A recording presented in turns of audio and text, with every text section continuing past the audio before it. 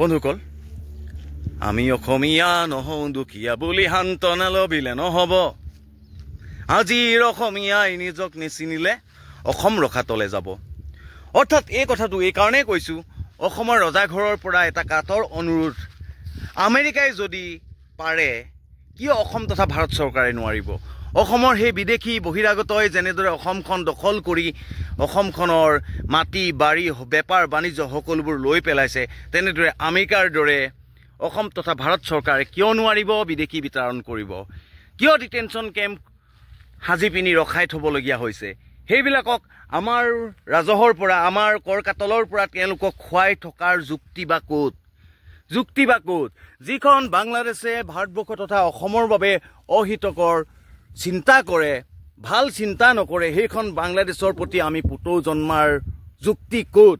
যিখন বাংলাদেশৰ বাবে ৭১ চনত স্বাধীন কৰিছিলে ভাৰত চৰকাৰে, সেইখন বাংলাদেশৰ বাবে 47 চনৰ পৰা 51 চনৰ পৰা আমি আহি ৭১ চনলৈকে তেওঁলোকৰ হিন্দু বাংলাদেশীবিলাক বা যি হওক বাংলাদেশীবিলাক আমি আমাৰ কৰি ল'লোঁ, আমাৰ অসমৰ বাসিন্দা কৰি ল'লোঁ। কিন্তু তেনেদৰে আজি অসমৰ অহিত যদি চিন্তা কৰে বাংলাদেশে, তাৰ বাবে আমি তেওঁলোকৰ মানুহসমূহ, তেওঁলোকৰ বাসিন্দাসমূহ আমি অসমত স্থায়ী বাসিন্দাৰ যুক্তি বা আছেনো ক'ত? নমস্কাৰ বন্ধুসকল, সকলোকে তেজাল ডেকা ব্লগ চলিছে স্বাগতম জনাইছোঁ। বন্ধুসকল, এক গুৰুত্বপূৰ্ণ কথা ক'বৰ কাৰণে আহিছোঁ আপোনালোকৰ মজিয়াত। বন্ধুসকল, গুৰুত্বপূৰ্ণ কথাটো হৈছে যে আন্তঃৰাষ্ট্ৰীয় গুৰুত্বপূৰ্ণ কথা, যিটো কথা আমাৰ নতুন প্ৰজন্মৰ মাজত ফঁহিয়াই পৰিছে। সেই কথাটোতো হৈছে দীৰ্ঘদিনৰ পৰা যিটো সমস্যাক লৈ পিনি আজি প্ৰতিটো ৰাজনৈতিক দলে ৰাজনীতি কৰি আহিছে, আৰু সেই কথাটো হৈছে বিদেশী বিতৰণ কৰা। অৰ্থাৎ শৰণাৰ্থী হিচাপে আমাৰ ডিটেনশ্যন কেম্পত ৰাখিছে আমাৰ অসম চৰকাৰে। কিন্তু এই ক্ষেত্ৰত পৃথিৱীৰ বিখ্যাত, পৃথিৱীৰ আটাইতকৈ শক্তিশালী দেশ বুলি জনাজাত আমেৰিকাই এই ক্ষেত্ৰত পদক্ষেপবিলাক শলাগ ল'বলগীয়া।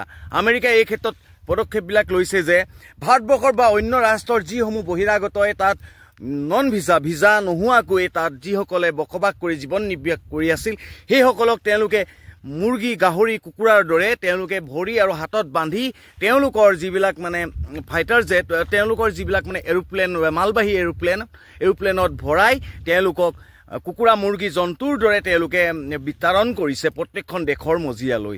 এই ক্ষেত্ৰত আমাৰ ভাৰতবৰ্ষৰ বা অসম চৰকাৰে এই ক্ষেত্ৰত কৰিব নোৱাৰে নেকি? ভাৰতবৰ্ষখন যে আমাৰ পৃথিৱীৰ ভিতৰতে ৩ নম্বৰ শক্তিশালী দেশ বুলি চবেই কয় আৰু সকলোৱে বিশ্বাস কৰে। কিন্তু এই বিশ্বাস কৰাৰ মূলত আমি যদি আমাৰ সেই বহিৰাগত বিদেশীসমূহ বা বাংলাদেশীসমূহ বা ৰোহিংগীয়াসমূহ যদি আমাৰ ভাৰতবৰ্ষত প্ৰৱেশ কৰিছে বা অসমত প্ৰৱেশ কৰিছে, সেইসকলক যদি আমি বিতৰণ কৰিব পাৰোঁ, তেনেদৰে আমাৰ অসমখন অসমীয়াৰ অস্তিত্ব অসমীয়াৰ হৈ থাকিব বুলি মোৰ মনেৰে আজিৰ প্ৰজন্মৰ এজন তেজাল যুৱক হিচাপে কয়। আৰু এই তেজাল যুৱক হিচাপে আজি এটা কথা অনুভৱ কৰোঁ যে অসম চৰকাৰে যিসকল বিদেশীক লৈ পিনি NRCৰ জৰিয়তে যিসকল বিদেশী চিনাক্তকৰণ কৰিলে, আৰু সেইসকল বিদেশীক কিয় আমি বিতৰণ কৰিব নোৱাৰিলোঁ? কিয় আমি তেওঁলোকক আমেৰিকাৰ দৰে আমি বাহিৰৰ দেশত আমি পঠিয়াই দিব নোৱাৰোঁ? তেওঁলোকৰ নিজা দেশসমূহলৈ পঠিয়াই দিব নোৱাৰোঁ? এই ক্ষেত্ৰত আমি কওঁ যে নতুন প্ৰজন্মৰ এজন যুৱক হিচাপে ভাৰতবৰ্ষত যদি পৃথিৱীৰ ভিতৰত যদি এখন বিখ্যাত দেশ হৈয়ে বা অসমখন তাৰ এটা অংগৰাজ্য হৈয়ে, তেনেহ'লে অসমত থকা বিদেশীসকলক কিয় তেনেদৰে বিতৰণ নকৰে? তেনেদৰে আমি ৰজাঘৰীয়ালৈ আজিৰ প্ৰজন্মৰ এজন যুৱক হিচাপে আজি সদুত্তৰে আমি অনুৰোধ কৰোঁ যে সেইসকল বিদেশীক বহিৰাগত বাংলাদেশীক তেনেদৰে বিতৰণ কৰক, অসমৰ পৰা পঠিয়াই দিয়ক। তেনেদৰে হাঁহ মুৰ্গীৰ দৰে পঠিয়াব নোৱাৰিলেও অসম বা ভাৰত চৰকাৰে যিবোৰ নীতিৰ জৰিয়তে তেওঁলোকক অসমৰ পৰা বাহিৰ কৰিব পাৰিব, তেনেদৰে ভাৰতবৰ্ষৰ পৰা বাহিৰ কৰিব পাৰিব। এই ক্ষেত্ৰত আমি এই ক্ষেত্ৰত অনুৰোধ কৰিছোঁ যাতে অসম চৰকাৰ ভাৰত চৰকাৰলৈ অনুৰোধ কৰিছোঁ যে তেওঁলোকে তেনেদৰে বহিৰাগত বাংলাদেশীসমূহক আমেৰিকাৰ দৰে নোৱাৰিলেও আমাৰ যাতে কাঁটাতাৰ পাৰ কৰি যে বাংলাদেশত যদি পঠিয়াই দিয়ে, আমাৰ অসমখন অসমীয়াৰ অস্তিত্বৰ হৈ থাকিব। তেনেদৰে আমাৰ নাতিপুতিয়ে বা আমাৰ পূৰ্বজন্মৰ, আমাৰ উঠি অহা প্ৰজন্মৰ প্ৰশ্ন নকৰিব যে আমাৰ ককা দেউতাহঁতে কৰিলে কি, আমাৰ ৰজাঘৰীয়াই কৰিলে কি, যে অসমৰ চৰণীয়া পথাৰখন বিদেশী হৈ নাথাকক। সেইবাবে আমাৰ ফালৰ পৰা হাজাৰ হাজাৰ অনুৰোধ যে অসমৰ পৰা বিদেশীসমূহ আমেৰিকাৰ দৰে পঠিয়াই দিয়ক। ধন্যবাদ। জয় অসম।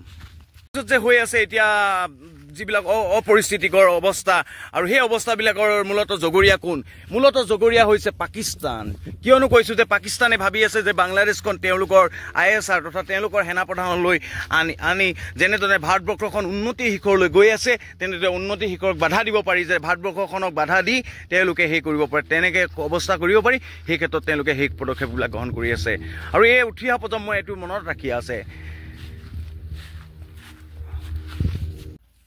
গতিকে আজিলৈ ইমানেই তেজাল ডেকা ব্লগ সকলোকে নতুনকৈ যিসকলে চাই আছে ছাবস্ক্ৰাইব এটা লাইক এটা কৰিবলৈ নাপাহৰিব ধন্যবাদ জয় অসম